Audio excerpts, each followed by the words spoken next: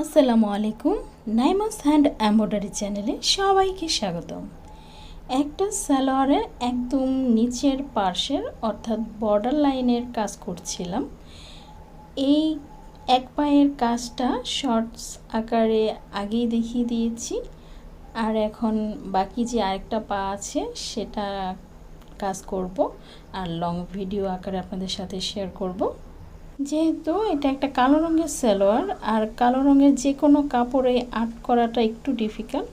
White কালারের যে কোনো একটা কিছু লাগে আর্ট করার জন্য। তো আমি একটা হোয়াইট কালারের গ্লিটার পেন নিয়েছি আর্ট করার জন্য। আর সেলাইটা কিন্তু খুবই সহজ। এখানে দেখেন টেলার্সে কিন্তু বর্ডার লাইনটা করে দিয়েছে। তো এখানে মোট 6টা লাইন আছে। তো 6টা লাইনে আমি প্রথমে কাঁথা স্টিচ করে নিব একটু বড় সাইজ করে কাঁথা স্টিচ করে নিব। আর এই সেলোয়ার ড্রেসটা হচ্ছে আমার লাল, কামিজটা লাল রঙের, এ কারণে আমি পুরো কাজটাই কিন্তু লাল রঙের সুতা দিয়ে করেছি। আর এখন বাকিটা করে নিব। তো এই নিচের পাশের 6টা লাইনই কিন্তু আমি এভাবেই কাঁথা স্টিচ দিয়ে করে নিব, একটু বড় বড় সাইজের কাঁথা স্টিচগুলো করা শেষ হওয়ার পরে তো মোট যেহেতু 6টা লাইন, তো মাঝের যে 2টা লাইন সেই 2টা লাইনে আমি আর একটু কাজ করব। অর্থাৎ এই কাঁথা স্টিচের ভেতর দিয়ে আমি সুতাটা ঢুকিয়ে একটা ঢেউ ঢেউ যে ডিজাইনটা হয় ওইটাই করে নেব। অ্যাকচুয়ালি এই সেলাইটাকে কী সেলাই বলে আমার জানা নেই, তবে কাঁথা স্টিচের সেলাইয়ের ভেতর দিয়ে সুতাটা ঢুকালেই একটা ঢেউ ঢেউ রকমের একটা ডিজাইন হয়, দেখতে ঢেউ ঢেউ লাগে। তো এই ডিজাইন দিয়ে আমি এর আগেও আরও অনেক ডিজাইন করেছি আর সেগুলো আপনাদের সাথে শেয়ার করেছি।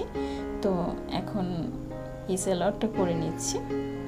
আমি কোনো কিছু হালকা পাতলা ডিজাইন দিয়ে করতে চাইলে এই ধরনের ডিজাইন দিয়ে করে ফেলি।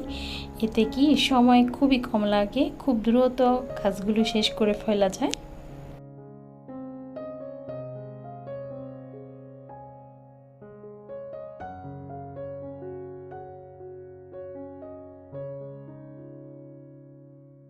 এই তো নিচের পাশটা কিন্তু হয়ে গেল, এখন উপরের দিকটা করে নিব। উপরের দিকের প্রথমেই এই লাইনগুলো আমরা ঠিক আগের মতোই কাঁথা স্টিচ দিয়ে করে নিব। আর কাঁথা স্টিচের সাইজ তো দেখতেই পাচ্ছেন, একটু বড় বড় সাইজের হবে। আর যে ছোট ছোট পাতার মতো পাপড়িগুলো দেখতে পাচ্ছেন, এগুলো আমরা ভরাট সিঁড়ি দিয়ে করব। প্রথমেই ফুলের এই 2টা লাইন আমরা কাঁথা স্টিচ দিয়ে করে নিব, তারপর আমরা ফুলের কাজে যাব। অফ ক্যামেরায় আমি ফুলগুলো করে নিয়েছি, আর আপনাদের দেখানোর জন্য একটা ফুল বাকি রেখেছিলাম, সেটা এখন করে নিচ্ছি। তো আগে বলেছি ভরাট সেলাই দেব, তো এই ভরাটটাকে গিট ভরাট বলা হয়। তো প্রথম যে লাইনটা করেছি সেখানে কিন্তু আমি 2 পেজ গিট দিয়ে তারপর লাইনটা করেছি, কারণ প্রথম লাইনটা একটু বড় হয়। আর গিট ভরাট বা যে কোনো ভরাটেই কিন্তু ভরাট করতে গেলে অবশ্যই সেই ফুল বা পাপড়ির মাঝ থেকে শুরু করতে হয়। তো মাঝের লাইনটা তো অবশ্যই বড় হবে। তো সেই বড় লাইনটা আমি 2টা গিট দিয়ে করেছি, আর বাকি যেই লাইনগুলো করছি অর্থাৎ ভরাটগুলো করছি সেগুলোর মধ্যে একটা করে গিট পড়ছে, আপনারা হয়তো খেয়াল করছেন। এভাবেই কিন্তু আমি প্রত্যেকটা পাপড়ি গিট ভরাট দিয়ে ভরে নিয়েছি।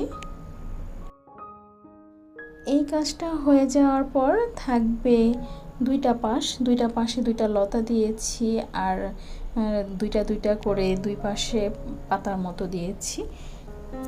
একটা পাশ আমি অলরেডি করে ফেলেছি, এখন আরেকটা পাশ করব। তো দেখতেই পাচ্ছেন যে কালো কাপড়ে কোথা থেকে যে এত ময়লা আসে, যেটা কি খুবই বিরক্তকর। তো কালো কাপড় একদম সাদা হয়ে গেছে ময়লায়। আর গ্লিটার পেনের কথা তো নতুন করে বলারই কিছু নেই, সেলাই শেষ হওয়ার আগেই এর ড্রয়িং উঠে গেছে। তো খুবই হালকাভাবে বোঝা যাচ্ছে। তো আমার সেলাই করতে খুব একটা অসুবিধা হবে না, এই কারণে আর পুনরায় এঁকে নেইনি, এর ওপর দিয়েই সেলাই কাজ শুরু করে দিয়েছি। এখানে লতা হবে ঢেউ ঢেউয়ের মতো, আর লতাটা আমি ওই রকমই কাঁথা স্টিচ দিয়ে করে নিচ্ছি। আর লতার 2 পাশে 2টা করে পাতা হবে। তো পাতাগুলো সেম আগে যেভাবে ভরাট সেলাই দিয়ে ভরাট করেছি ওইভাবেই করে নিব। একই রকমের পাতা, এক এক পাশে 2টা করে পাতা হবে। বাম পাশে প্রথমে 2টা পাতা, তারপর আবার ডান পাশে 2টা পাতা, মানে ঢেউয়ের ভাঁজে ভাঁজে 2টা করে পাতা হবে। আর একই ডিজাইন, একই সেলাই সব জায়গায়, এই কারণে কিন্তু সেলাইটা মানে বেশিক্ষণ লাগেনি, খুব অল্প সময়ে সেলাইয়ের কাজ শেষ করে ফেলা গেছে। তো এভাবেই আমি পুরো কাজটা শেষ করে নিয়েছি। আর দেখতে দেখেন কতটা কিউট লাগছে। আগেই কিন্তু বলেছিলাম যে কোনো সহজ বা দ্রুত সেলাই করার মতো ডিজাইন খুঁজলে এই ডিজাইনটা দিয়ে আপনি অনেক কিছু করতে পারেন। ওড়নার বর্ডার লাইন করতে পারেন, কামিজের বর্ডার লাইন করতে পারেন। এছাড়া এই ডিজাইনটা দিয়ে কামিজের নিকের ডিজাইনও কিন্তু করা যেতে পারে।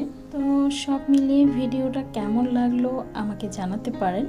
ভিডিওটি যদি ভালো লাগে তাহলে একটা লাইক দিতে ভুলবেন না।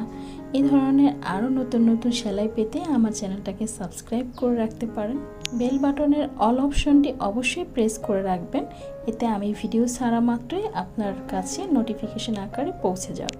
তো আজ এ পর্যন্তই। সবাই অনেক ভালো থাকবেন, আমার জন্য দোয়া করবেন। আল্লাহ হাফেজ। আসসালামু আলাইকুম।